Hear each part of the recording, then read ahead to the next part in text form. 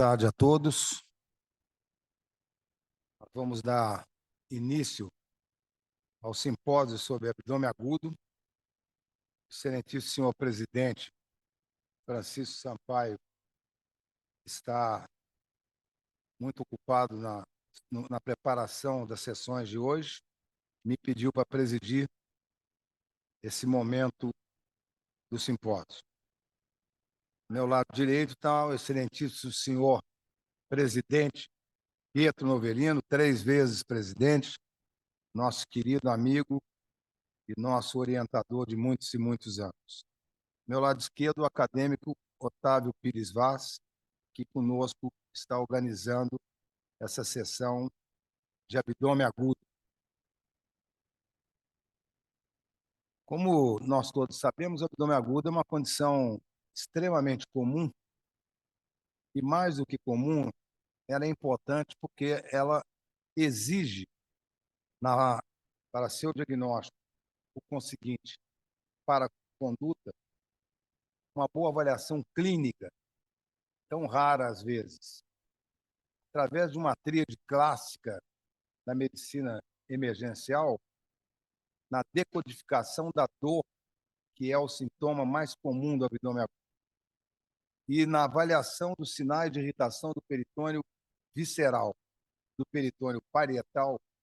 Nós temos aí uma tríade clássica para bem identificarmos uma das doenças mais comuns, não bem uma doença, um síndrome, que é o abdômen agudo, e, conseguinte, tentar definir qual é a etiologia desse abdômen agudo. Muito tem se estudado e mudado ao longo das últimas décadas em relação ao abdômen agudo. E, para isso, nós trouxemos 3 temas hoje importantes nessa primeira parte da sessão, que é a parte da tarde. O primeiro tema vai ser abordado pelo nosso querido acadêmico Otávio Pires Vaz, que é o abdômen agudo no paciente frágil, condição cada vez mais comum, cada vez mais vista em qualquer centro médico que tenha um setor de emergência, e muito difícil, não só na conduta diagnóstica, que tem algumas modificações, assim como na conduta terapêutica. Então, passo a palavra a meu querido acadêmico Otávio Pires Vaz.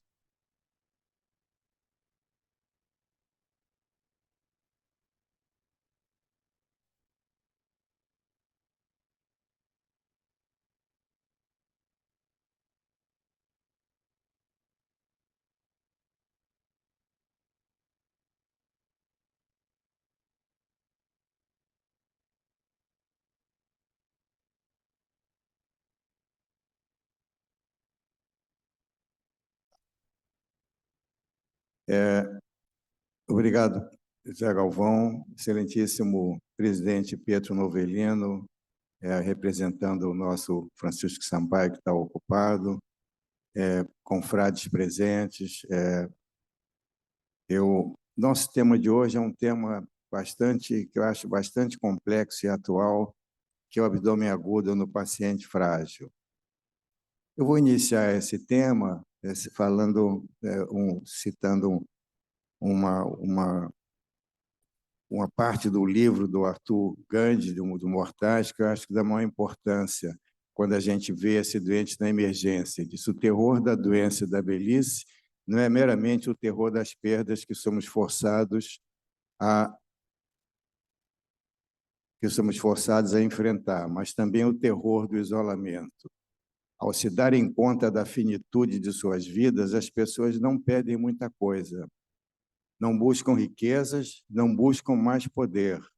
Pedem apenas que lhes seja permitido, na medida do possível, continuar moldando a história de suas vidas no mundo, fazer escolhas e manter as ligações com os outros de acordo com suas prioridades. Na sociedade moderna, passamos a presumir que a debilidade e a dependência eliminam qualquer possibilidade de tal autonomia.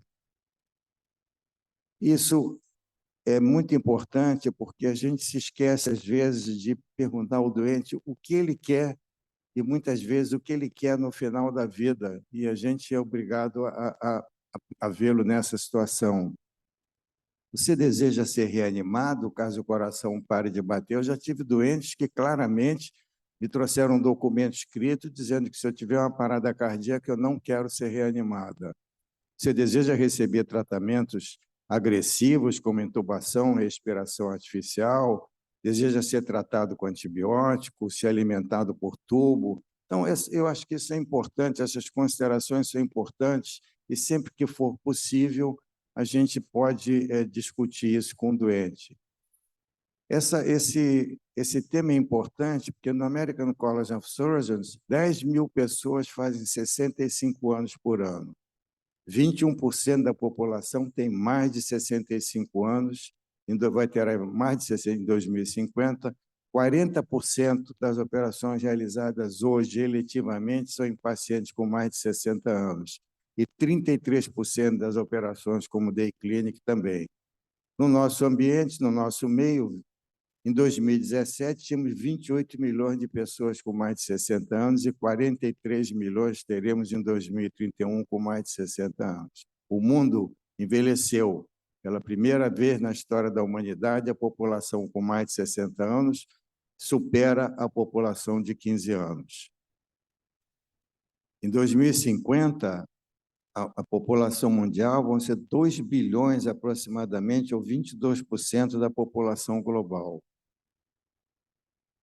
Isso é importante porque mostra também que 60%, que a maioria dos idosos de 60 anos vive da sua aposentadoria ou da pensão. E as os senhores podem estar me perguntando exatamente o que tem isso a ver. Tem tudo a ver. Hoje, com a última votação do Supremo Tribunal Federal, que pegou o funcionário público e disse que a pensão agora é só 50%, se um funcionário público que ganha 3.000, 4.000 reais morrer, a viúva vai ter que viver com 2.000 reais, ou seja, ela não vai ter nenhuma condição de pagar seguro de saúde e vai depender da medicina que ela vai utilizar nas redes públicas. Então, eu acho que isso é uma preocupação que deve ser da sociedade. Nós não podemos deixar o idoso à mercê dessas situações que estão se criando e que estão dificultando cada vez mais a sobrevivência deles. O que é o idoso? É um casal como esse, que ri, participa ativamente, uma senhora como essa, um casal que está integrado, consegue ler jornal, mesmo na praça.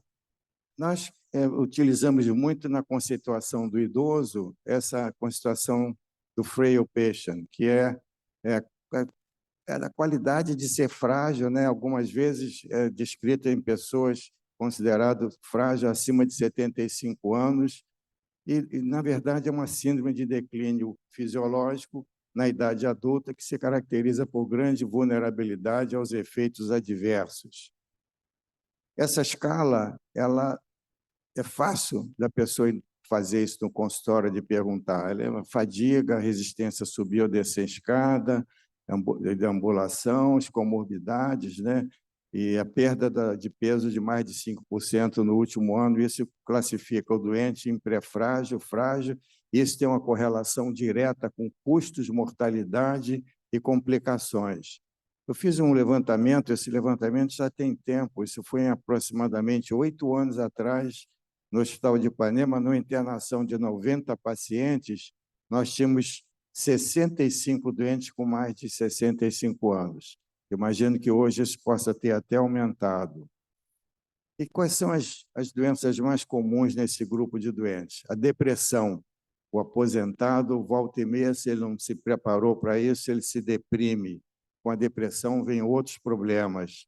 Temos um câncer, doença reumática, doenças endocrinológicas, hiper ou hipotiroidismo, Hashimoto, que é muito comum em mulher e também nos homens vem acontecendo. As doenças cardiovasculares, o stent hoje, eu sempre brinco e digo, os homens se dividem naqueles que têm stent e os que vão ter stent, porque é um procedimento que hoje cada vez se torna mais executado em obstruções coronarianas, doença renal, hematológica, neurológica, que eu espero que muito breve a nossa confrade consiga resolver esse problema da demência, isquemia, Parkinson, Alzheimer Isso tudo a gente vai contar com a investigação dela para resolver e melhorar a nossa qualidade de vida. A pergunta é: o abdômen agudo do idoso é diferente do jovem? É diferente até na sua fisiopatologia, porque o doente idoso ele tem um sistema imunológico que não responde mais da mesma forma que respondia quando a pessoa era jovem. Sarcopenia é muito presente, né? Diminuição dos hormônios de crescimento, de hidroepiandrosterona, aumento dos níveis de colesterol, de hidroxivitamina D. Então, todas essas alterações contribuem para que a resposta à cicatrização, a combate das doenças, seja muito diferente do que acontece no doente jovem. E o que faz com que esse doente chegue sempre atrasado na emergência? Primeiro, a apresentação atípica da doença. Ele tem dificuldade em interpretar o que ele sente e achar que, bom, isso é uma coisa anormal e eu tenho que procurar um médico. O medo da perda da sua independência. A maioria, e volto a citar o que eu disse anteriormente, com a pensão que os funcionários, as viúvas ou os viúvos vão ter que viver por conta dessa decisão do Supremo, não vão ter dinheiro para ter seguro de saúde. Então, o seguro de saúde vai ser uma coisa rara. Dificuldade de transporte, não tem com quem deixar a mulher ou o marido, não tem quem cuide do seu animalzinho de estimação, e o mais grave de todo, o medo de chegar no hospital e morrer. Diagnóstico segue o que todo diagnóstico em medicina, clínico, laboratorial, e essa classificação de idoso é muito prática, porque ela divide o idoso em idoso, idoso médio e muito idoso, e a exteriorização das doenças também, volta e meia, varia em relação de uma faixa etária para outra. Aí é a grande dificuldade, a história. A história muitas vezes esbarra no estado mental, doentes com alterações psiquiátricas, com Alzheimer, com Parkinson, doentes com dificuldade com cognição diferente. Quer dizer, isso tudo é muito difícil para a gente colher uma história adequada. A gente tem que procurar rapidamente identificar a cardiopatia, doenças pulmonares, renais. Muitas vezes, quem nos auxilia muito na história é o cuidador ou a cuidadora, que diz assim, não, eu vi que ele toma banho, quando passa sabão na barriga, ele geme de dor. E aí, em perguntando que local ele geme, às vezes já simplifica muito esse diagnóstico, né? Porque a dor, enquanto a dor de barriga, a dor abdominal, numa pessoa jovem, ela pode ser transitória, não ter nenhum substrato orgânico, no doente idoso, no doente frágil, uma dor mantida por mais de 24 horas, com certeza tem um substrato orgânico por trás. O exame físico, a presença de cicatrizes, equimoses, tudo ajuda muito. Em uma ocasião, me lembro que eu fui operar uma paciente grave, que estava com a suspeita de uma pelvoperitonite. Quando eu fui examiná-la, tinha uma cicatriz umbilical. Eu falei, mas a senhora não me disse o que foi essa cicatriz? Ela disse, eu fiz uma ligadura tubária muitos anos atrás. Eu falei, então não é pelvoperitonite, o germe não passou por aqui. Então, isso tudo ajuda no diagnóstico, né? Quais são os erros mais cometidos na avaliação desses doentes na emergência? Confiar no resultado de laboratório, confundir acidente vascular mesentérico com gastroenterites, obstruções arteriais, curso inicialmente com diarreia, contar com apresentações clínicas habituais para o diagnóstico das doenças, supervalorizar exame de urina, especialmente homem, na vigência de pequenas alterações, esperar apresentações clássicas num paciente com apendicite e confiar que a rigidez abdominal vai estar presente quando tem uma perfuração de víscera oca, mas ela pode não estar presente. As causas mais frequentes são apendicite aguda e, reparem, 51% do achado operatório desse doente já é um apêndice perfurado, pelo atraso com que ele vai ao setor de emergência, né? Obstrução, antigamente no pneu peritônio nós tínhamos a úlcera péptica como grande causadora. Hoje é muito difícil ver uma úlcera péptica, ainda mais uma úlcera perfurada, mas mesmo assim ela não pode ser esquecida. O acidente vascular mesentérico, que o ar não vai se deter, e outras causas de falso abdômen agudo, que, enfim, fazem parte do diagnóstico diferencial. O que é diferente em relação ao idoso é que o tratamento cirúrgico é 2 vezes mais comum. Repare, 50% dos idosos ficam internados 33% vai para uma cirurgia imediata e 34% até pode falecer dessa internação e desse tratamento por conta das doenças básicas e de suas comorbidades, especialmente na entrada de emergência, onde a gente tem pouco tempo para melhorar esse doente. Por isso, cabe uma reflexão. Quer dizer, temos aqui uns exames de imagem, especialmente para os doentes que não conseguem informar direito, que auxiliam, né? A ultrassonografia, a tomografia, que é um exame que, enfim, de repente faz uma varredura abdominal, a ressonância, que não está aqui citada, mas que no doente ictérico também é de grande ajuda, são exames disponíveis hoje em quase todos os nossos hospitais. Tratamento cirúrgico depende da patologia, depende, em função disso, a cirurgia convencional, videolaparoscópica ou robótica, vai ser definida em função do hospital e da expertise de quem está atendendo esse doente. É muito importante que, nessa hora, a gente avalie, nós estamos sempre diante de um binômio. É risco da doença, risco do tratamento, risco da cirurgia, benefícios da cirurgia. Muitas vezes, um doente com diverticulite, mesmo que esteja no seu quarto ou quinto episódio, as comorbidades são tão grandes que vale a pena tratá-lo e não operá-lo. Então, são condutas de exceção que fruto da avaliação entre o risco e o benefício desses procedimentos, né?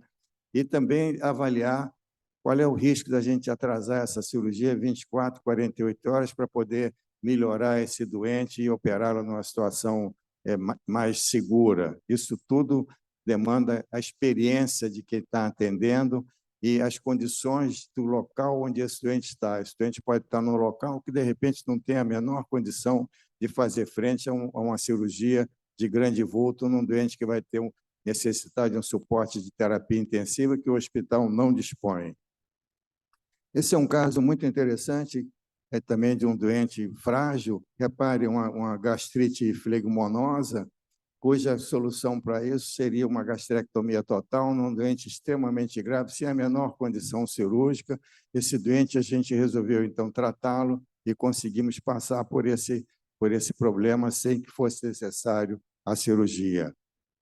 Aqui um outro interessante, a gente vê o nível hidroaéreo e imagina que esse nível é da bexiga. Tem um doente com a retenção urinária, de repente com sonda, fez o nível da bexiga, mas a bexiga está por trás, deslocada ali para cima, e esse doente era um doente que tinha tido, eu já tinha feito nesse doente uma colectomia subtotal, esse doente estava demente, com sonda de gastrostomia, e o que a gente viu é que, na verdade, ele tinha um esfíncter hipertônico e ele não conseguia, por ausência quase absoluta da musculatura abdominal, fazer força para evacuar. E a solução foi fazer uma esfincterotomia parcial e, de manhã, a enfermeira, a cuidadora, ao trocar a fralda e fazer a higiene dele, comprimindo o abdômen, ele passou a superar esse problema. Então, essa é uma condição que ninguém vê em jovem.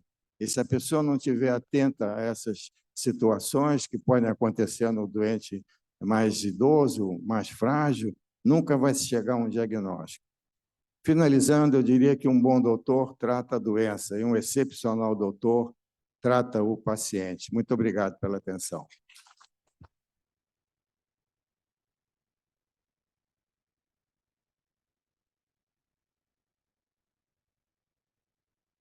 Muito obrigado, professor Otávio Pires Vaz, pela brilhante apresentação, atualizada e, ao mesmo tempo, de grande importância para quem é chamado, em alguns casos, né, para o abdômen agudo. O próximo palestrante é o acadêmico Arno von Risto, mas eu fui informado pelo presidente deste simpósio, organizado pelo acadêmico Zé Galvão Alves e Otávio Pires Vaz, que o acadêmico Arno von Risto ainda não chegou, por algum motivo. Eu perguntaria, então, se o doutor Antônio Eiras, da UFRJ e da Rede D'Or, poderia apresentar sua palestra com o título Imagem no Abdômen Agudo. Agradeço muito a referência.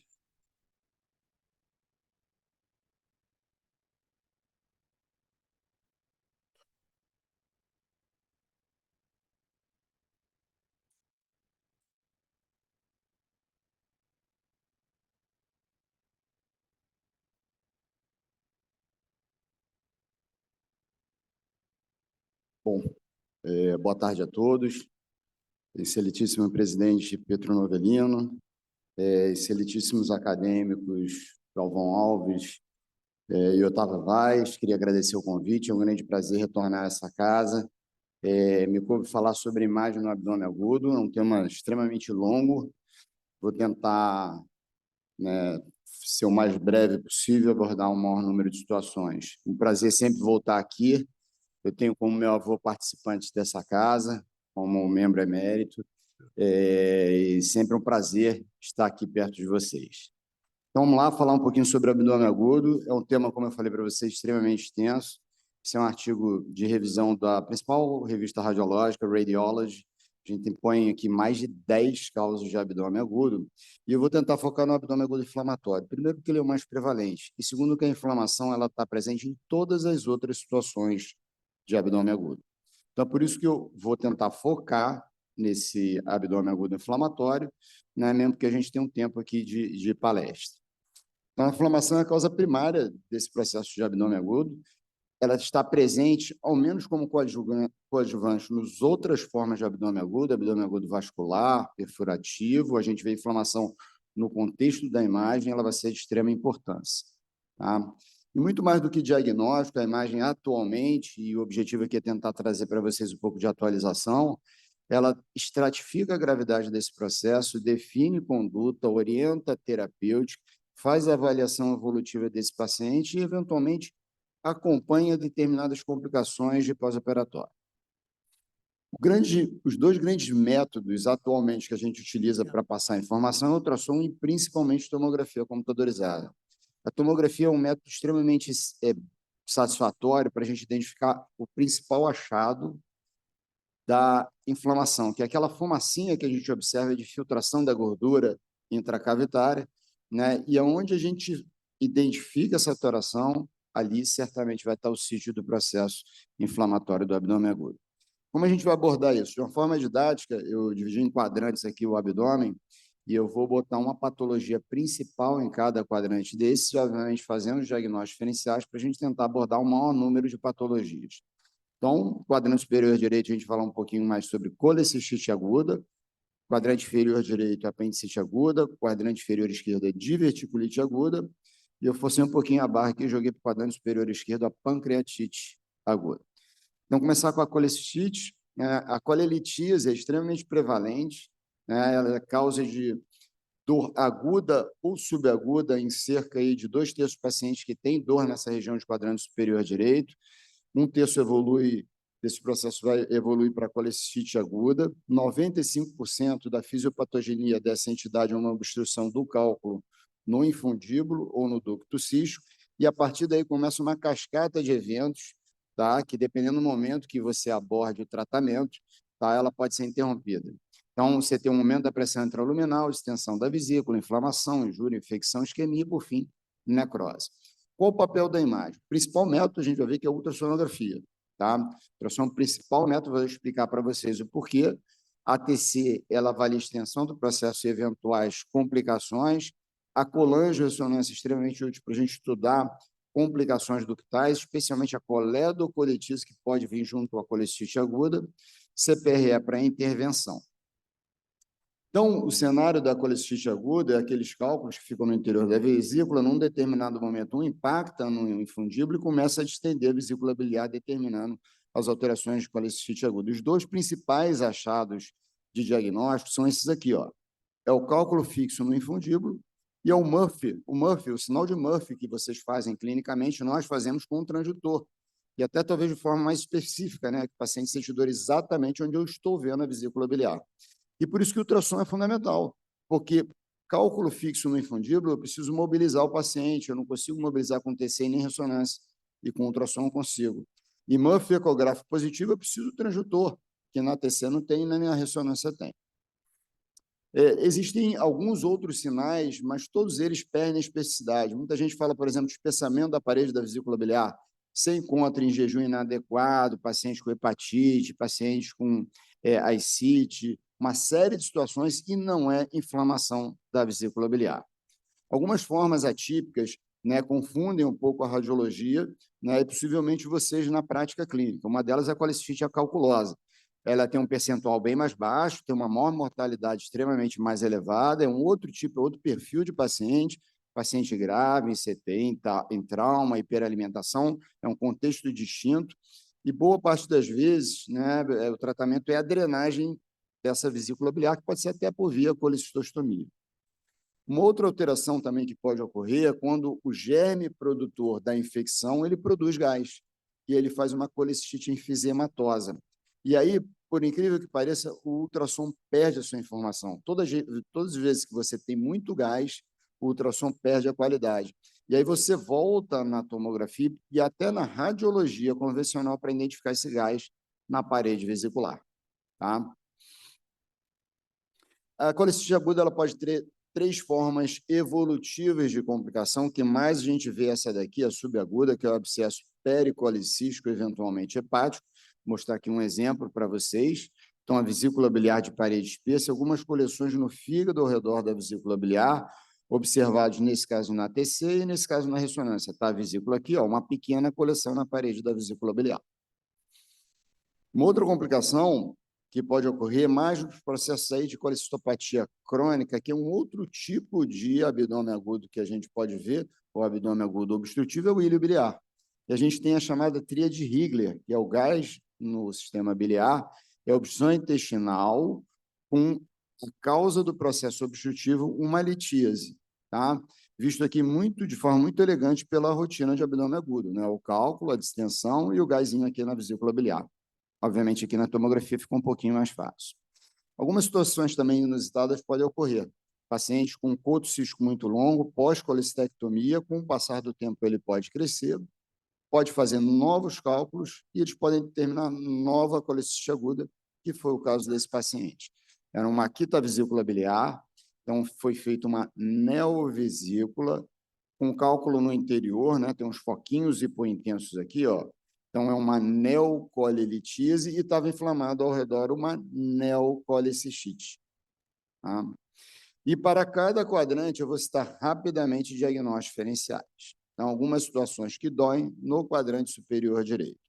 Vamos começar com as colangites e com a coledocolitíase. Eventualmente, esse paciente chega via emergência. Coledocolitíase muito bem vista pela colangiorressonância, e a colangite com espessamento da parede dos ductos biliares, paciente com uma prótese de via biliar. Segundo exemplo, esse é um caso que a gente teve lá no Hospital Copador, extremamente atípico. Era um paciente que chegou com quadro de dor abdominal icterícia, tinha passado de colecistectomia há mais de 10 anos, tá? 8 anos, e ele tinha um grampo cirúrgico aqui da ligadura do coto cístico. E um desses grampos, ele entrou para dentro da via biliar e obstruiu o nível da papila. Então, ele chegou via emergência com dor abdominal e a causa do processo obstrutivo de via biliar era a própria migração do cálculo, uma situação extremamente rara. Abscesso hepático é uma das causas de dor, né? Sinal de torrisome no exame clínico. Então, a gente observa ele no ultrassom, na tomografia computadorizada com essa hiperemia peri-liquefação, e bem demonstrado aqui na ressonância magnética, uma área de liquefação com uma parede bem espessa, e, obviamente, o contexto clínico do paciente auxilia muito a gente fazer esse diagnóstico. Algumas neoplasias também cursam com dor. O adenoma, quando sangra, olha o sangramento aqui do adenoma, o CHC, quando rompe para a cavidade, tá? E algumas neoplasias muito grandes que distendem cápsula de Gleason, isso aqui era um exemplo de um hemangioma, podem determinar quadro álgico ao paciente. Esse é um caso bem legal, o paciente chegou com uma suspeita, uma dor de quadrante superior direito, mas era mais para a região lombar, a suspeita que era pielonefrite. Ele fez uma tomografia computadorizada do abdômen, tá? Aqui estava o raio-x dele, e a gente observou que tinha uma área de consolidação na tomografia do abdômen. Tá? Por sorte, isso caiu num colega que ele é especialista em tórax, ele achou extremamente estranho, paciente chegando com dor abdominal, né, fase aguda do processo álgico. Ele pediu o retorno do paciente, fez uma angiotensina nesse paciente, na realidade era um TEP, um tromboembolismo pulmonar, causando uma dor abdominal de causa extra-abdominal. Bateria tá... Tá? Outras situações aqui, divertículos, né? Lembrar que diverticulite não é uma causa exclusiva de colo esquerdo e sigmoide, você pode ter isso aí em outras situações. E aqui a gente tinha uma diverticulite de colo direito, de início de transverso e de duodeno. Então, são 3 situações mais ou menos do quadrante superior direito, determinando o quadro de dor abdominal. Doenças agudas isquêmicas do aumento, né, que era um infarto mental, né, comum mais pacientes obesos, diabéticos. O paciente chega pela emergência, isso aqui irrita até a superfície peritoneal, se estiver em contato, né, e até dá descompressão dolorosa. Então, é um quadro álgico que pode determinar esse tipo de alteração. Vou migrar aqui para o quadrante superior esquerdo, né, um pouquinho forçando a barra aí para o pâncreas, em homenagem aqui ao nosso colega Galvão, tá? E falar brevemente sobre pancreatite aguda. Entendendo que são 2 doenças distintas, a pancreatite edematosa intersticial e a pancreatite necrotizante. A edematose é um curso muito mais benigno, né, e muito mais prevalente, e a pancreatite grave, necrohemorrágica ou necrotizante, extremamente mais grave, menos prevalente, mas dando um dano de maior mortalidade muito maior ao nosso paciente. O principal método de avaliação não é a ultrassonografia, é a tomografia computadorizada. É o método que se aproxima a todas essas características.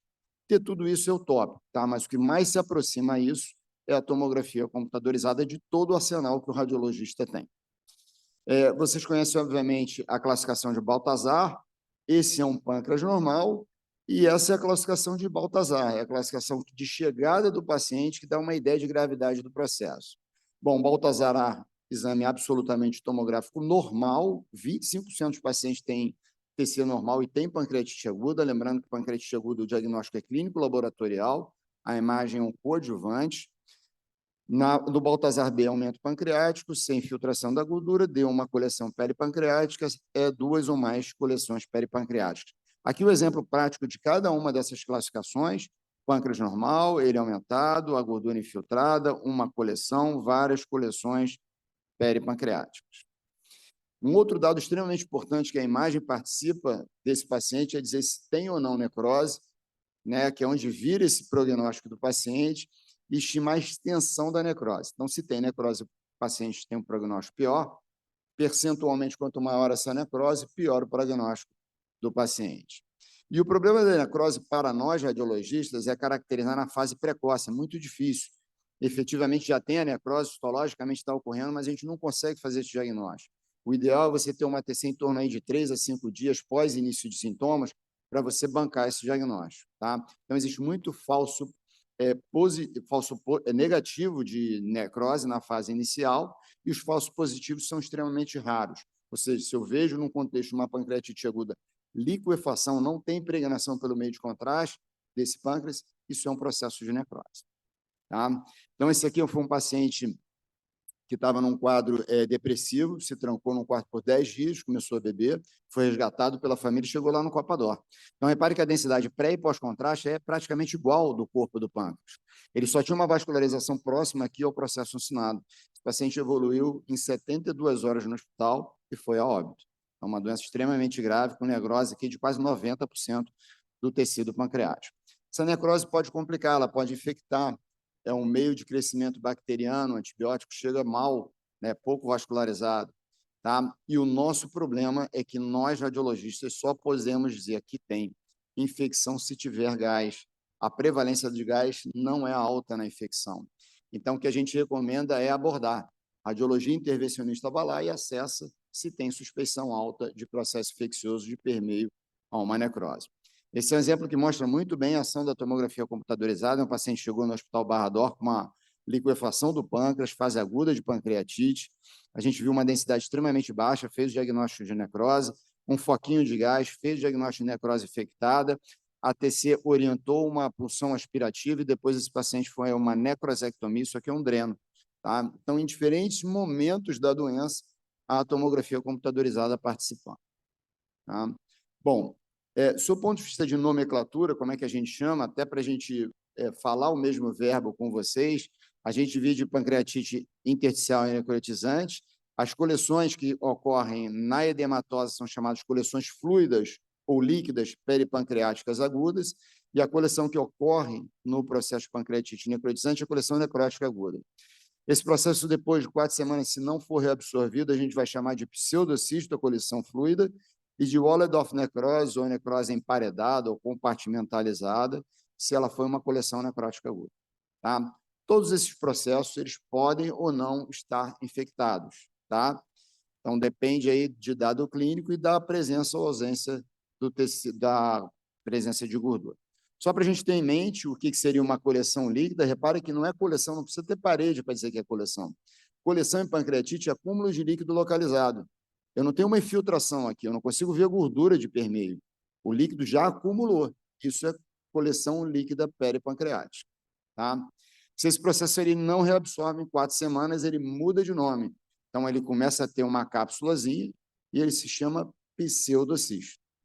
Tá? A necrose que a gente falou é a não opacificação pelo parênquima após a administração do meio de contraste venoso, tá? E isso é um critério major aí para a caracterização de necrose. E se essa necrose se perpetua por 4 semanas, eu vou chamar disso aqui, ó, coleção emparedada, Walledorf necrose, coleção compartimentalizada. Então, vou mostrar um caso evolutivo aqui para vocês que a gente teve lá no Barra D'Or. O paciente chegou em 19 de outubro, no dia que ele teve dor, devia ter umas 12 horas de dor abdominal, né? E olha como é a evolução da pancreatite. Em 48 horas, ele começou a fazer a necrose do pâncreas e peripâncreas, tá? Um tempo mais à frente, em torno aí de 1 semana, ele faz uma necrose mais extensa e, certamente, com mais de 4 semanas, eu posso chamar isso daqui de necrose emparedada, Walledorf necrose ou necrose compartimentalizada. Então, tudo depende da característica da minha coleção, de onde ela está e do tempo de evolução dela. Bom, vamos seguir agora para diverticulite, e é fundamental que a gente entenda as apresentações do divertículo. Então, o divertículo é aquela saculação, na maioria das vezes é um pseudodivertículo, é mucose, submucosa herniana sobre a camada muscular. A diverticulose é quando a gente vê, por exemplo, no clister opaco. Você olha assim, o clister opaco, esse paciente tem mais de 100 divertículos. Então, isso é uma diverticulose. A doença diverticular do cólon, ela é associada ao divertículo, eu tenho uma hipertrofia da camada muscular, eu tenho um aspecto sanfonado do meu colo, isso é mais habitual no descendente distal e sigmoide, e a diverticulite aguda, que é o abdômen agudo que a gente vai falar, é a inflamação do divertículo, geralmente um depósito cropolido, ele não sai, começa a gerar aquele mesmo processo que eu falei na vesícula biliar, de aumento de pressão, compressão, isquemia da parede, e aí se dá o processo inflamatório e infeccioso associado. Ela tem uma tríade na radiologia, o mais importante, olha a fumacinha de novo aqui, é a densificação da gordura pericólica, eu tenho espessamento parietal do colo, eu tenho o divertículo. Novamente, a radiologia não é exclusivamente para fazer o diagnóstico, eu tenho que estratificar a gravidade desse processo para orientar se esse paciente vai à cirurgia, vai à intervenção, vai internar ou vai ficar em casa, o tratamento vai ser clínico, vai ser cirúrgico, tudo isso é estratificar a doença, é papel da imagem. Tá? Então, em vários artigos que vocês forem ver sobre o tema, vai estar lá a tríade da diverticulite aguda, a infiltração, que é a estriação da gordura, o espessamento da parede do colo e a presença do divertículo. Dos 3, gente, o mais importante é a infiltração da gordura pericólica. Esse que vai marcar que esse paciente está em processo inflamatório. Tem algumas classificações falando sobre diverticulite aguda. A classificação que a gente vê na prática clínica mais usual é está complicado ou não está complicado, ou seja, tem coleção, tem pneumoperitônio ou não tem coleção, é apenas a tríade.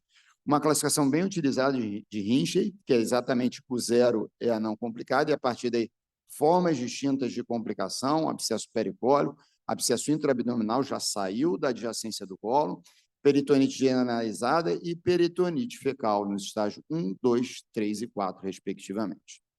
Então, essa é a tríade, ó, então, colo com parede nitidamente espessa, olha como está borrado a gordura ao redor e eu tenho uma imagem de adição. Tá? Segunda situação aqui, um exemplo de uma peritonite localizada, um abscesso adjacente ao colo, tá? Uma outra forma de uma diverticulite aguda mais avançada. E aqui uma bem avançada, eu tenho uma coleção aqui, ó, tem um pneumoperitônio lá em cima, tá? Esse paciente aqui foi a cirurgia. Né? E aqui uma complicação não usual. O que fez esse paciente? Ele fez uma diverticulite aguda e ele fez uma Tromboflebite mesentérica. Ela ascendeu esse gás com trombo pela veia mesentérica, porta, e esse paciente começou a fazer abscesso hepático. Tá? Bom, existem diagnósticos diferenciais, sim, a gente vai abordar também rapidamente, tá? De dores em quadrante inferior esquerdo. Então, o quadrante inferior esquerdo não tem apenas cólon. Isso era uma diverticulite, sim, mas era uma diverticulite de alça ileal. Tá? Então, eu tenho divertículo, tenho a densificação da gordura e tenho o espessamento da parede da alça intestinal. Só que ela não é cólon, é o I. É muito menos frequente, mas ela existe. Tá? Esse é um caso também de má rotação intestinal. Era uma apendicite aguda, só que o apêndice estava na linha média, quase caindo para o lado esquerdo. Apesar de ser dor em quadrante inferior esquerdo, a causa era um apêndice inflamado. Tá? Uma causa que é muito diagnóstico diferencial de diverticulite aguda é a pendagite epiploica.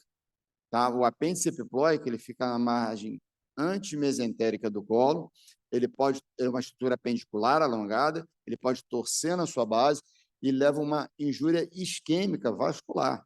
Então, olha aqui, eu tenho o apêndice epiploico aqui, ovalar, com densidade de gordura, e eu tenho uma densificação da gordura ao redor. Dor infocilíaca esquerda, irritação peritoneal, chega via emergência, só que habitualmente o laboratório desse paciente está normal. PCR não está muito elevada, não tem leucocitose, não tem desvio à esquerda, diferente do paciente com diverticulite aguda. Né? Doença isquêmica do cólon, dando quadro de dor abdominal, diagnóstico diferencial, e doença litiásica, extremamente prevalente nas emergências. O paciente chega com quadro de dor lombar, eu tive litíase, achei que fosse uma diverticulite, fui fazer uma TC para ver se era diverticulite, e era uma litíase ureteral. Tá? Então, dilatação do sistema coletor, o cálculo aqui na reformatação, né? O cálculo bem aqui em quadrante inferior esquerdo. Mas o diagnóstico diferencial mais importante que eu acho da diverticulite é com tumor de cólon. Tá? Apesar de clinicamente, às vezes, ter diferença, às vezes esse tumor perfura um pouco, infiltra a gordura pericólica e pode gerar dor. E aí existem alguns critérios que a gente pode fazer no diagnóstico diferencial. Eventualmente, o que a gente faz é tratar clinicamente a eventual inflamação e infecção e fazer lá na frente uma colonoscopia com esse paciente. Tá?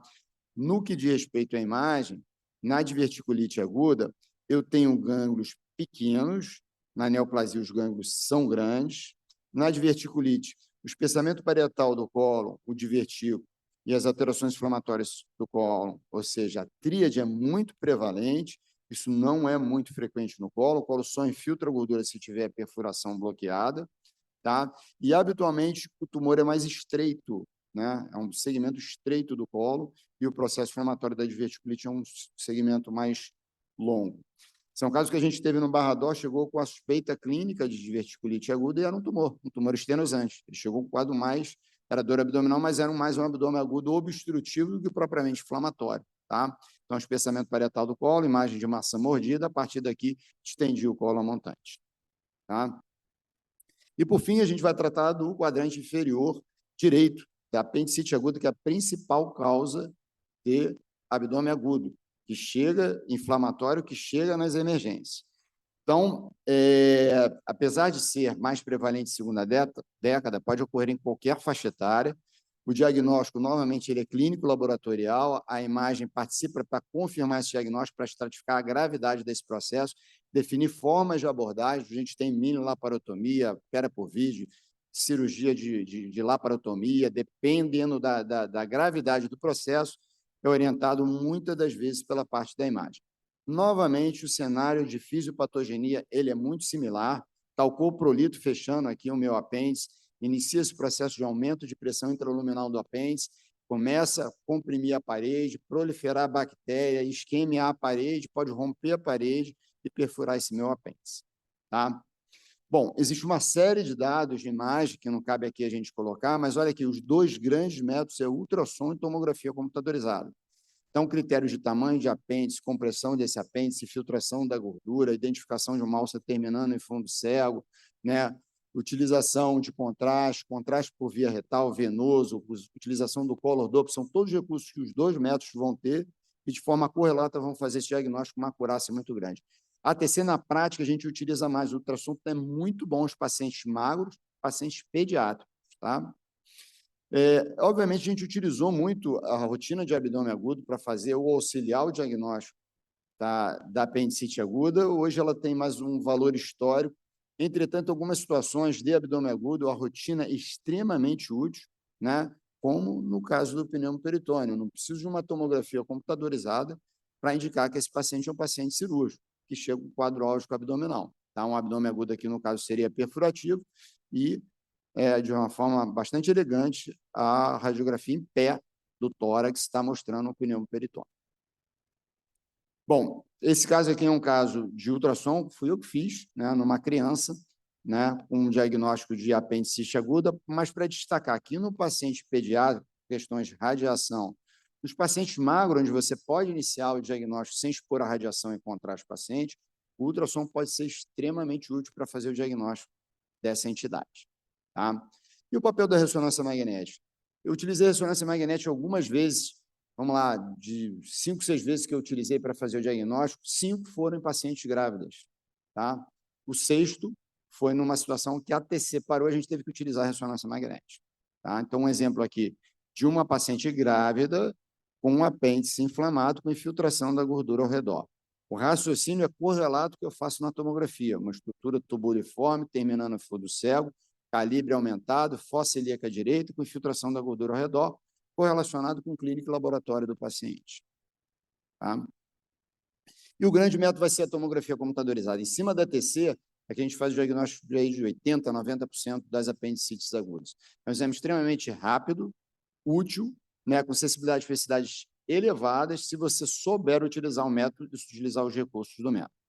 Então, o princípio é você identificar uma estrutura que termina em fundo cego, na base dela o apendicolito e a tal densificação da gordura ao redor que a gente fala tanto, tá? Nem sempre ele vai estar bonitinho assim, né? Ele vai estar o seco, o apendicolito e o apêndice em toda a extensão, a gente num corte observando isso tudo. Às vezes, a gente tem que utilizar recursos do método para alongar esse apêndice e mostrar para o cirurgião. Então, ó, isso aqui era um corte axial, eu via mais ou menos num corte aqui o apendicolito, o apêndice meio espessado, aqui eu perdia, e aí eu fiz uma reformatação coronal e botei colo ascendente, o seco na base dele, o apendicolito, o apêndice espessado e outros apendicolitos aqui terminando em fundo cego. Tá?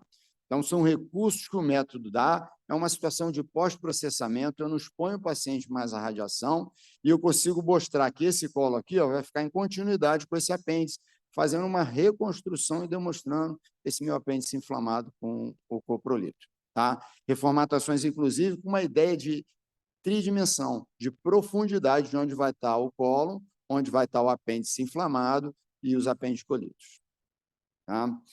A tomografia computadorizada é extremamente útil também para a gente determinar algumas formas de complicações, e a mais temida é a perfuração desse apêndice com múltiplos abscessos intracavitários.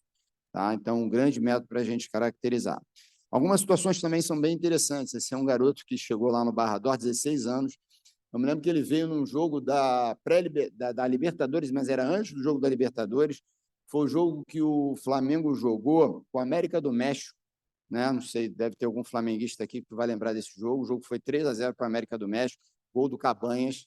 E ele falou assim, a gente falou, ó, você está com apendicite inicial, a apendicite estava nitidamente aumentado, mas com coprolito aqui, e a gente indicou cirurgia. Ele saiu à revelia do hospital, foi ao jogo e voltou no dia seguinte. Ele se comprometeu a voltar. E olha o que aconteceu. Na realidade, o apendicolito migrou e ele estava sintomático no dia seguinte. É a chamada cólica apendicular. Né? Eventualmente, isso pode ocorrer. Então, ó, isso aqui é no dia 16, lá no dia 17 ele voltou lá e estava o coprolito que estava aqui na base do apêndice, ele foi parar lá no sigmoide. Tá? Então, são situações inusitadas, mas que eventualmente pode ocorrer. Né? Obviamente, eu indico cirurgia para toda e qualquer situação que a gente identifique por imagem com suspeição elevada de apendicite aguda. Mas há relatos de resolução de quadros de apendicite aguda sem uso de antibiótico, tá, gente? Só com a evolução do paciente. Para finalizar, algumas situações raras que podem ocorrer, tá, na prática clínica e, eventualmente, o que eu passar aqui pode ser útil para vocês. Então, vamos lá. Você pediu uma tomografia, suspeita de apendicite, o radiologista não viu o apêndice. Então, se ele não ver o apêndice, já tem alguns artigos que mostram que a possibilidade de não ser apendicite é extremamente elevada. Então, procurem outra causa para justificar a etiologia, né, de dor em fossa ou quadrante inferior direito do paciente. Às vezes, também, a situação inicial da apendicite aguda é de difícil diagnóstico, né? Hoje, o paciente chega muito rápido às emergências, tá? Então, até você aumentar o apêndice, filtrar a gordura ao redor, tá? Pode ter um delta-T. E esse delta-T, às vezes, o dado clínico e o laboratório, o exame clínico, ele vai ser superior à tomografia computadorizada. Então, lembre-se que a ausência de evidência não é evidência de ausência de apendicite aguda. Tá? Outra situação também, às vezes, a obstrução do apêndice ela não ocorre na base, como eu mostrei aqui para vocês. Ela ocorre no meio. Então, por isso que a gente precisa observar esse apêndice até o final, porque ele pode ter uma apendicite de ponta. Tá? Então, começa com o apêndice normalzinho, ó lá, com gás, mas o final dele está obstruído com líquido, com a parede espessa. Tá? E, às vezes, você dá o diagnóstico de apendicite e o paciente te manda essa. Doutor, eu já tirei o apêndice, impossível. E aí, o que eventualmente pode ocorrer, esse paciente é um paciente que tinha uma apendicite aguda, ele operou, está aqui o grampo cirúrgico, e olha o que ele fez. Ele fez uma apendicite do coto apendicular. Geralmente, isso é uma apendicite um pouco mais complicada, o cirurgião acaba não conseguindo, né, ligar, grampear esse apêndice na base do seco, ele fica com um coto, e esse coto eventualmente pode inflamar, está aqui o cotinho inflamado do apêndice. Tá?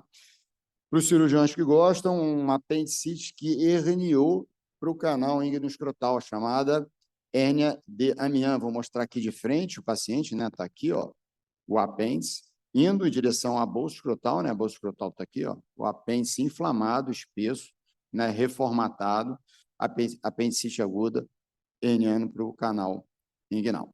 Tá? Diagnósticos diferenciais em um slide só da apendicite aguda, os mais importantes que eu considero: lesão tumoral, diverticulite de seco, essa é um grande diagnóstico diferencial com apendicite aguda, mucocele, que geralmente não tem clínica de apendicite aguda, mas a imagem é muito sugestiva, e ileites terminais, especialmente doença de Crohn.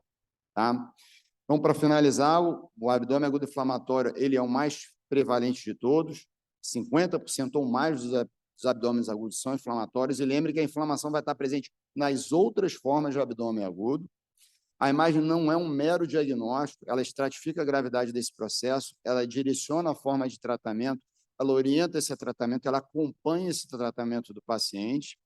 O grande método é a tomografia computadorizada, lembre do ultrassom para colecistite, pacientes magros e crianças, ressonância para pacientes grávidas. A divisão de quadrantes ela é didática e auxilia no diagnóstico diferencial do raciocínio do que esse abdômen agudo. E, por fim, a correlação com clínica e laboratório ela é fundamental. A abordagem do abdômen agudo, como em qualquer doença na medicina, ela deve e tem que ser multidisciplinar para a gente abordar de uma forma satisfatória. Obrigado.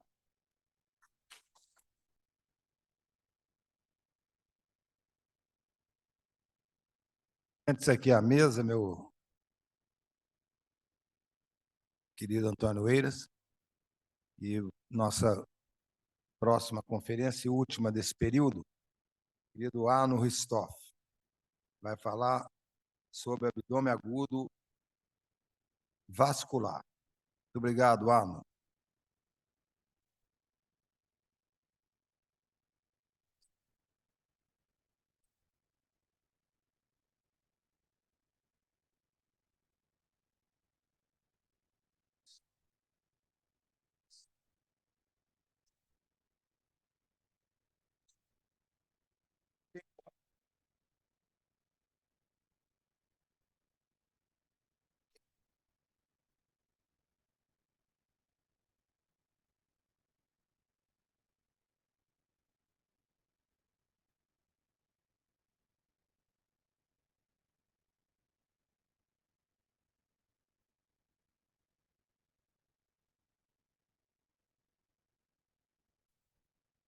Excelentíssimos senhores acadêmicos, excelentíssimos convidados, peço primeiro perdão por ter chegado atrasado, por motivos de emergência, mas também por ter um engarrafamento incrível aqui no aterro, e o que retardou ainda mais alguém que já estava atrasado.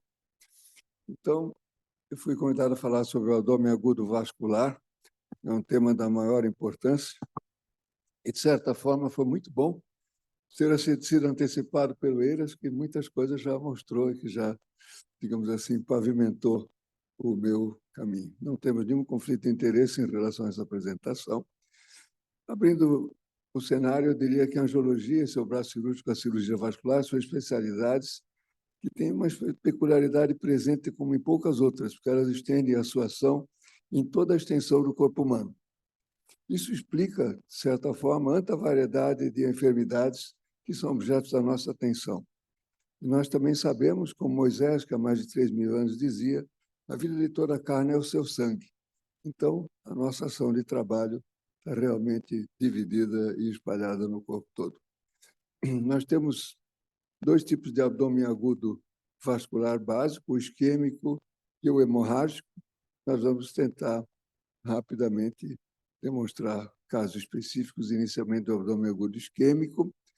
A isquemia mesentérica aguda é uma patologia infrequente, determinada por uma súbita hipotensão no intestino, ocasionando um quadro clínico grave, um alto índice de mortalidade e morbidade, chegando até 60% a 70% de óbito, se não tratado imediatamente.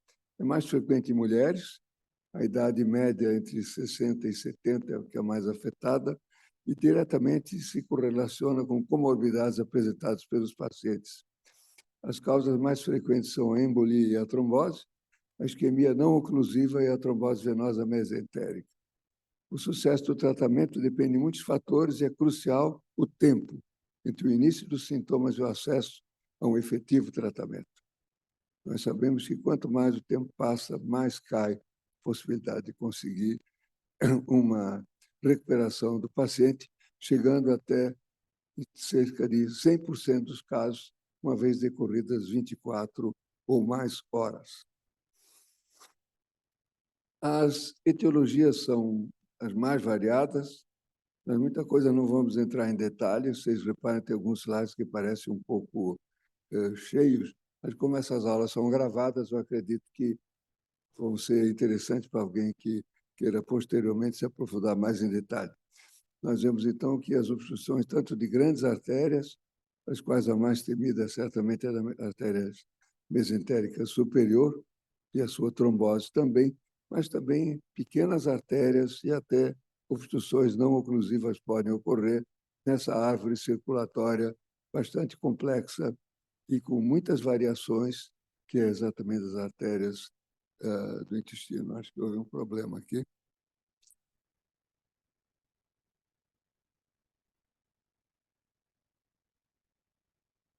Continuamos. Fui eu?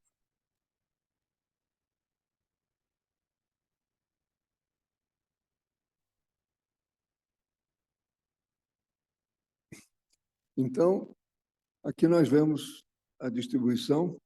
40% a 50% dos casos são devidos a embolismo, mesmo hoje em dia, trombose arterial, isquemia não oclusiva e dissecção arterial.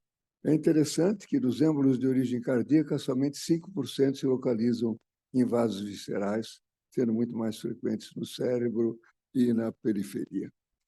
A oclusão arterial aguda de uma víscera, ela é, como nós já vimos, um evento que ameaça seriamente a vida, que nós vemos as principais fontes de embolia na imagem central, uma necrópsia, que eu tive a oportunidade de assistir, era um paciente nosso, Miguel Couto, foi realizado pelo Dr. Milano Ferrari, de saudosa memória, e que nós vemos um trombo intraventricular exatamente assestado numa área de infarto agudo do miocárdio.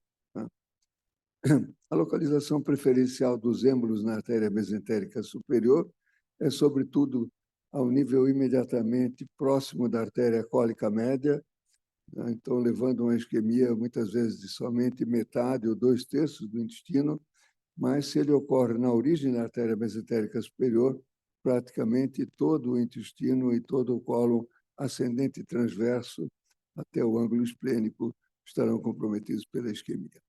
O fluxograma da evolução do curso clínico é bastante dramático. Na verdade, no início dos sintomas, geralmente nenhum paciente recebe nenhum tipo de tratamento antes de 2 horas. O ideal é que ele tenha conseguido fazer todos os exames diagnósticos dentro de 4 horas E aí, muitas vezes, se segue um período assintomático, traiçoeiro, e que está se instalando uma peritonite difusa, para que depois de 12 horas o paciente tenha, então, um quadro progressivo de choque séptico.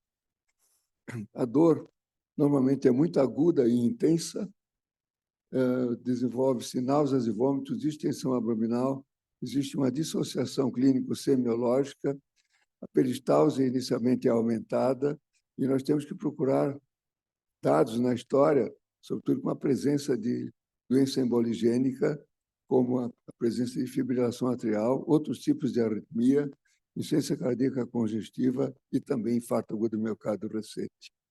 Na verdade, 1/3 dos pacientes tem um antecedente que favoreceria o desenvolvimento de uma embolia.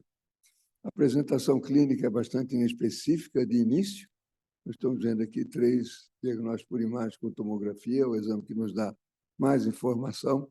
Vários desses sintomas nós já falamos, mas é a angiografia computadorizada, que tem uma alta sensibilidade, uma especificidade que pode atingir até 100%, que vai permitir que a gente consiga fazer um tratamento precoce, com revascularização, podendo, inclusive, salvar as vísceras isquêmicas e a vida do paciente. Aqui nós vemos, então, achados de diagnóstico de imagem, como o raio-x de abdômen. Na verdade, já é um caso mais avançado, em que existe uma pneumatose intestinal e também uma tomografia de abdômen mostrando os mesmos achados, né? Uma tomografia, num caso também mais avançado, que existe a formação de gás dentro da veia porta, um sinal importante do quadro isquêmico. Aqui nós temos os sinais tardios. Infelizmente, a maioria dos pacientes vão ser avaliados apresentando algum tipo desse tipo já de evolução, e que nós vemos aqui, todos eles são indicativos da gravidade do quadro. A ressuscitação inicial, ela passa por uma ressuscitação volêmica com cristalóides, que é uma perda muito grande para o terceiro espaço, normalmente é uma distensão abdominal importante. O paciente tem que ser monitorizado, colocado um sistema de hidratação venosa central, antibióticos de largo espectro, tentando prevenir a translocação bacteriana, que irá ocorrer de toda forma. Eventualmente, o paciente deverá ser heparinizado também, e nós sempre devemos evitar vasopressores nesse tipo de paciente para tratar uma hipotensão que ocorre com frequência, porque eles podem piorar a isquemia. O tratamento ele é inicialmente então clínico-farmacológico, e a abordagem será ou por cirurgia direta ou por procedimentos endovasculares.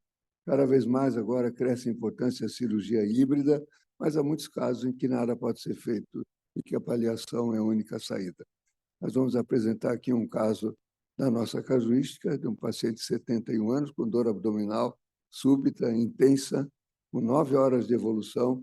Inicialmente melhorou com tratamento caseiro, com alguns vômitos, e tinha na sua história prévia a presença de fibrilação atrial crônica, o que levou à suspeita de poder tratar-se de uma embolia da artéria mesentérica, e estava em tratamento, sobretudo com antiagregantes.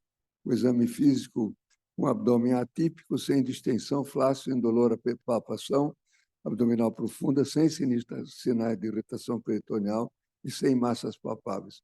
O laboratório, muitas vezes, também é enganoso no início, como os senhores estão vendo aqui, uma pequena elevação de bastões, nenhuma elevação da proteína C reativa e o restante até os leucócitos em número normal.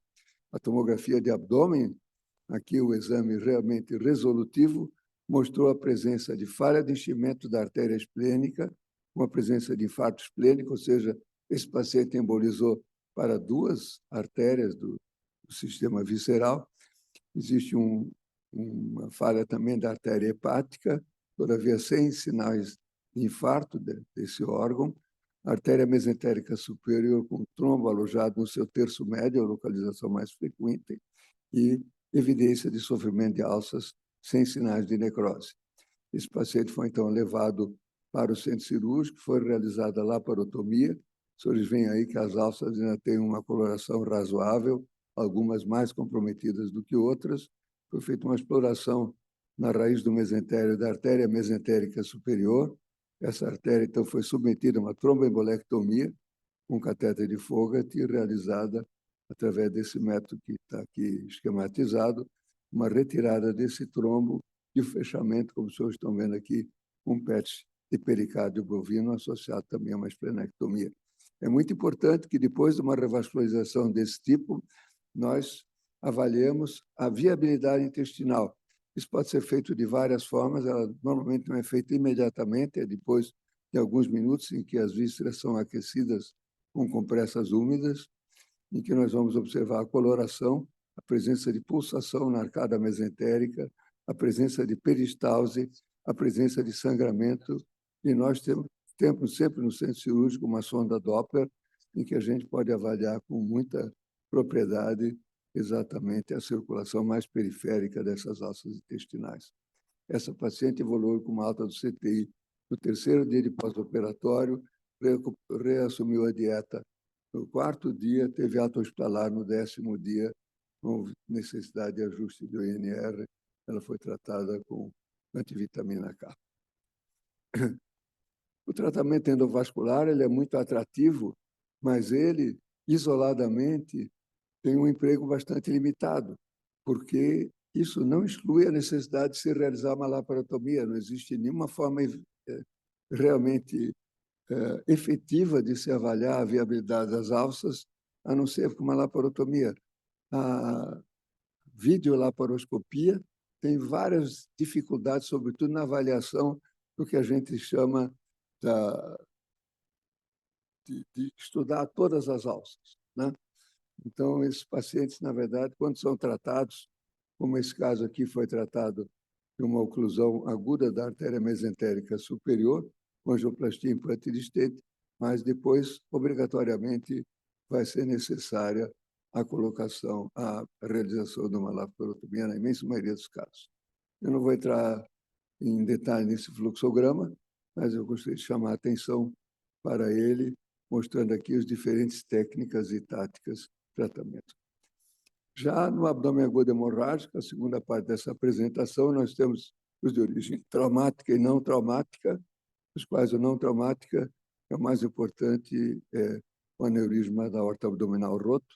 Essa semana tivemos a oportunidade de tratar uma paciente que tinha o diagnóstico de aneurisma de aorta abdominal desde o ano 2018. Em 2019, ela fez o último controle e simplesmente sumiu do consultório. A família sabia também, mas por ser uma pessoa idosa, resolveram fazer nada até que ela tivesse uma ruptura catastrófica na madrugada de terça-feira. Então, abdômen agudo, que nós já vimos em detalhe. O trauma tem dados estatísticos que são realmente contundentes em nosso país. O trauma, sobretudo penetrante, é muito importante e é a principal causa da morte em adultos jovens dos 10 aos 49 anos. Grande parte dessas mortes ocorre no local do acidente. E a hemorragia é a principal causa da morte no trauma. Cerca de 40% se deve à hemorragia incontrolável. Existe um organograma bastante conhecido, que é o de atendimento do paciente traumatizado, que também é de conhecimento geral, e no trauma abdominal, a lesão vascular é a principal causa da morte. No acidente, o paciente muitas vezes se apresenta em choque e que, se estiver em choque, ele deve ser encarado como portador de uma lesão vascular. A aorta e a veia cava são estruturas profundas e, entre aspas, protegidas, mas se lesadas, raramente o paciente chega vivo ao hospital. Isso explica porque menos de 1% dos atendimentos são lesões desses vasos. Eles ocorrem com muita frequência, mas o paciente simplesmente não sobrevive à tríade letal, a hipotermia, a coagulopatia e a acidose, que se seguem à perda volêmica importante. Então, o ferimento com projetivo de arma de fogo de alta velocidade, que é o que nós temos muito aqui na nossa cidade, por tiros de fuzil e de metralhadora, mas sobretudo de fuzil, leva com frequência à morte por desanguinação, como os senhores estão vendo aqui nesse. Na verdade, é um cadáver, vocês veem que ele está dentro de um envelope do Instituto Médico Legal, né, com um balaço penetrante no tórax, né? A maioria dos pacientes que sobrevivem tem ferimento por arma branca ou projétil de fogo de baixa energia, E a incidência de trauma fechado é baixa com lesão vascular e crescem importante as heterogenias, que a gente tem, infelizmente, visto com mais frequência que alguns casos, aqui no caso de iatrogenia, né, também de iatrogenia. Cateterismos também podem levar a lesões. Então, nos pacientes que sobrevivem com ferimentos, geralmente têm lesões pequenas. Os locais mais comuns de lesão aórtica são ao nível da artéria mesentérica inferior. O único caso que eu tenho de lesão traumática de aorta, e o Dr. Savino Gasparini também operou um doente desse, que teve uma desinserção da artéria mesentérica inferior por uma arma branca, artérias renais e, eventualmente, ao nível da bifurcação da aorta. O trauma fechado, o mecanismo de lesão está relacionado mais às forças biomecânicas em sua ação sobre a aorta abdominal, geralmente causando dissecções com flaps sentimais seguidas de trombose, como pode ocorrer o cinto de segurança de apoio meramente abdominal. O quadro clínico é dominado pelo choque hipovolêmico. As lesões associadas são muito frequentes. Os órgãos viscerais maciços são os mais atingidos: fígado, rim, baço, pâncreas, seguidas de ruptura de vísceras ósseas, fístulas arteriovenosas, inclusive fístula aortocava. Pode ocorrer isquemia aguda dos membros inferiores, também isquemia medular e visceral. E existem casos muito raros de embalia, em que o projétil de arma de fogo penetra para dentro da circulação arterial e é depois embolizado ou em sentido proximal para o coração ou pulmão, mas eventualmente também para a periferia, como tem sido relatados casos. O diagnóstico clínico de exames complementares deve-se sempre suspeitar uma ferida penetrante no abdômen ou no terço inferior do tórax. A radiografia simples de tórax pode nos mostrar o trajeto provável do agente lesivo. Durante muito tempo se usou o lavado peritoneal, eventualmente se usa até hoje, mas a ultrassonografia realizada pelo método FAST na emergência tem ganho grande valor nos últimos tempos. Mais uma vez aqui, o exame de tomografia computadorizada do abdômen pélvico, sobretudo a angiotomografia, é um exame muito fundamental que leva a uma informação diagnóstica com grande precisão, sendo que os outros são pouco utilizados. Os achados radiológicos também são muito importantes quando nós temos trauma pélvico, que os senhores veem uma hemorragia grave por múltiplas fraturas de quadril. Elas, às vezes, são submetidas à angiografia e, muitas vezes, submetidos ao tratamento endovascular para tentar minimizar o sangramento dessas artérias, são de acesso cirúrgico extremamente difícil, né, pela profundidade. A angiotomografia, então, é muito útil na avaliação do trauma abdominal, contuso do abdômen da pelve, especialmente para elucidar lesões vasculares não óbvias, sobretudo nos pacientes politraumatizados, que podem resultar em cirurgia imediata, como, por exemplo, nas dissecções traumáticas da aorta e de artérias viscerais. Vocês estão vendo aqui um grande vaso, né? As imagens de diferentes vísceras que nós temos, na verdade, nós vamos ter borramento de contraste, um subsequente hematoma sugere lesão vascular, as fases tardias devem ser adquiridas também. Nós normalmente fazemos esses exames em fase arterial, venosa e portal. Isso, então, podemos esclarecer mais a presença de lesões vasculares ativas. O tratamento não cirúrgico da lesão esplênica atualmente é recomendado em pacientes estáveis, mas são situações ainda bastante incomuns. O tratamento baseia-se, sobretudo, no ABCDE do ATLS. Todos os que se dedicam ao trauma têm obrigação de conhecer esse sistema realmente muito importante e ímpar. Existe necessidade de realizar acessos venosos de grosso calibre, reposição volêmica criteriosa. Às vezes é melhor deixar o doente mais hipotenso, porque aí a hipotensão hemostática vai conseguir dar tempo que a gente consiga preparar e tratar esse paciente assim que for possível, o mais rápido possível. Como diz no filme O Bom, o Mal e o Feio, o filme de Western de 1960, se você tiver que atirar, atira, não fique enrolando. O tempo aqui é precioso, né? Então, a cirurgia vai avaliar alternativas de controle de hemorragia. o acesso normalmente é chifre pubiano transperitoneal, controle digital, o mais rapidamente possível, e dentro, uma vez aberto o peritônio, aberta a cavidade abdominal, para atingir as artérias de grosso calibre, nós teremos que realizar manobras que variam de acordo com o vaso que nós suspeitemos que esteja mais envolvido no sangramento. Então, o que a gente abre quando encontra, quando abre o que encontra é isso aí, um grande hematoma retroperitoneal, por onde entrar. Às vezes é muito difícil de tomar essa decisão, eventualmente pode-se usar um compressor de aorta, mas poucos cirurgiões têm essa ferramenta no seu armamentário, como nós temos, né? Então, a terapêutica definitiva deve ser feita com controle proximal distal do vaso lesado e aí decidir qual vai ser a terapêutica, se ela será a restauração, está faltando aí um S, ou a ligadura, que tem vasos dentro do abdômen que podem ser ligados e outros que nunca podem ser ligados. O controle de danos, que está tão em moda, na verdade, ele não é efetivo se nós tivermos a lesão de um vaso de grande calibre. Se não for, se for de vaso de pequeno calibre, como, por exemplo, vasos pélvicos, nós podemos, então, eventualmente, realizar essa manobra. Né? Eu fui para trás aqui. Né?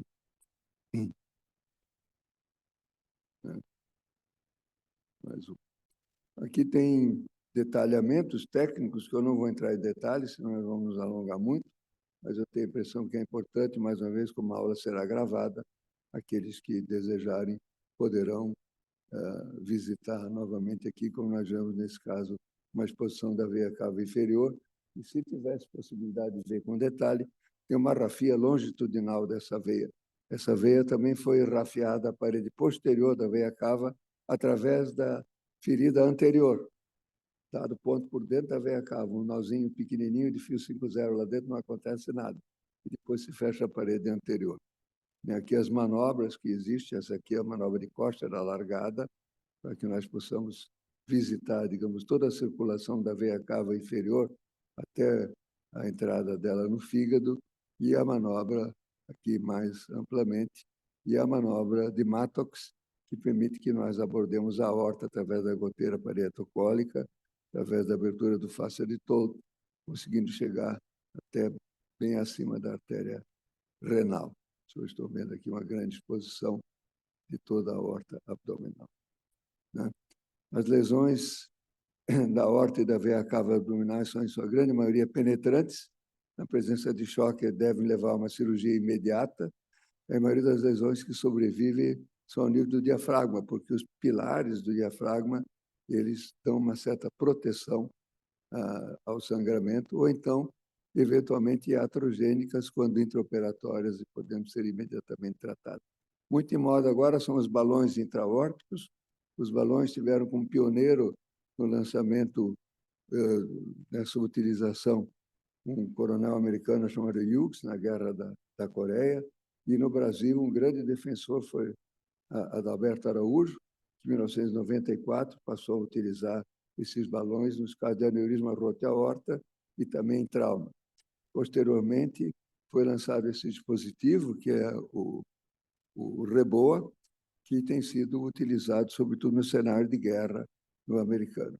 Mas essa é somente mais uma ferramenta que permite que nós consigamos controlar a hemorragia por um período pequeno, porque toda a metade inferior do corpo entrará em isquemia no momento que ele é colocado.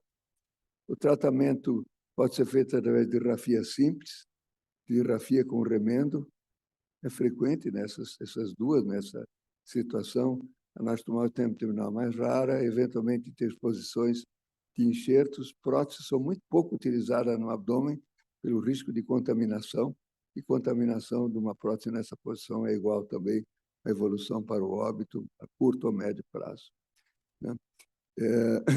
Ligaduras podem ser empregadas em alguns vasos, em detalhes, estão listados aqui também, para quem quiser depois analisar. Aqui os tipos de reparo que podem ser empregados. A grande maioria das lesões vasculares abdominais são tratadas com reparo mais simples.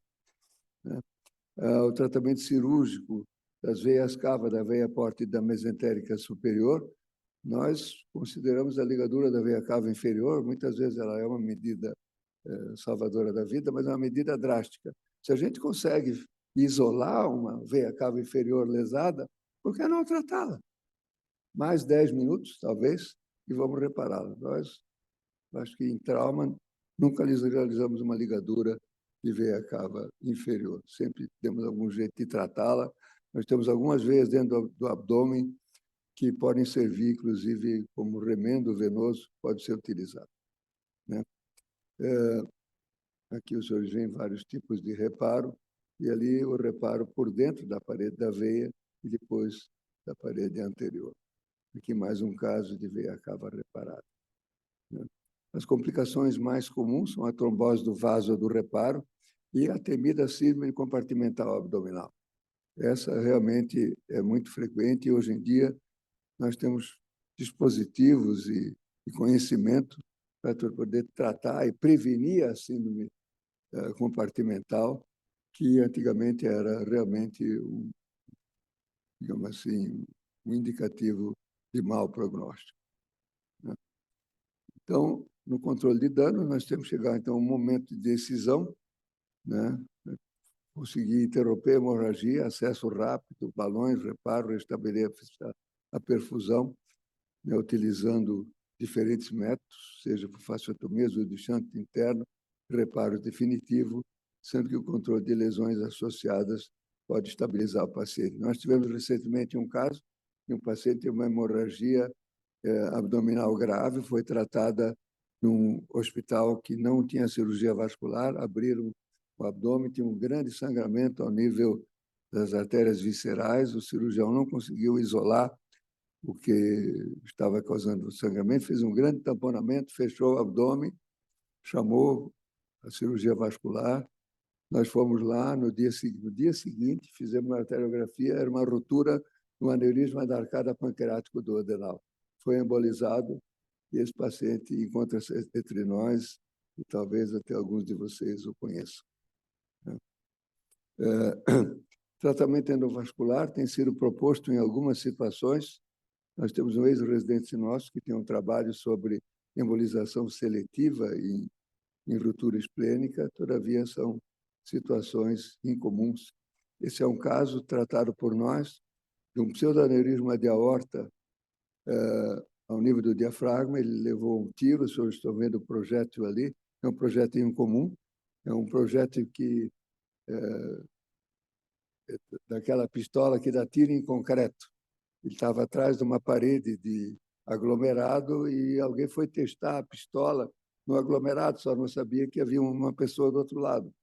Esse projétil atravessou o tórax, atravessou o fígado, atravessou a parede posterior da aorta junto da coluna e fez a formação desse pseudoaneurisma. Está se vendo aqui, isso foi no ano 2000. Nós estávamos no Miguel Couto, esse paciente foi transferido para a Beneficência Portuguesa e agora, por acaso, apareceu. E nós imediatamente fizemos uma angiotomografia nele. E aqui nós vemos, 23 anos depois, ainda a prótese implantada, e o paciente vive e ainda fez a façanha de ainda fazer um filho, um ano depois do trauma.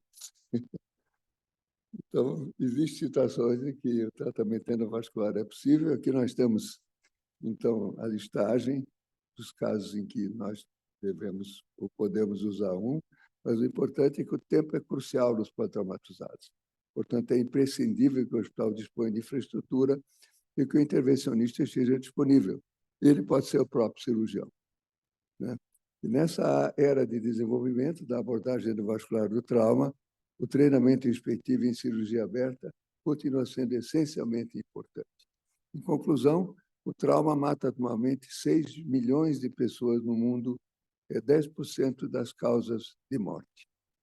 Novos protocolos de tecnologia, são listados aqui, são muito importantes e fundamentais para reduzir essa estatística. Muito obrigado.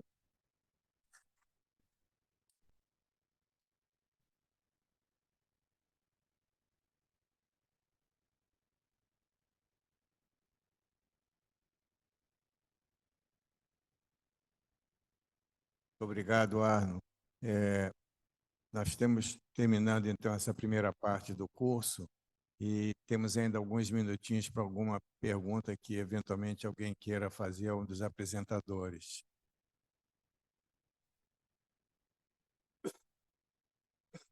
Não havendo perguntas, eu agradeço a presença de todos. Estaremos de volta aqui após o chá, ou seja, às 18 horas. Muito obrigado a todos.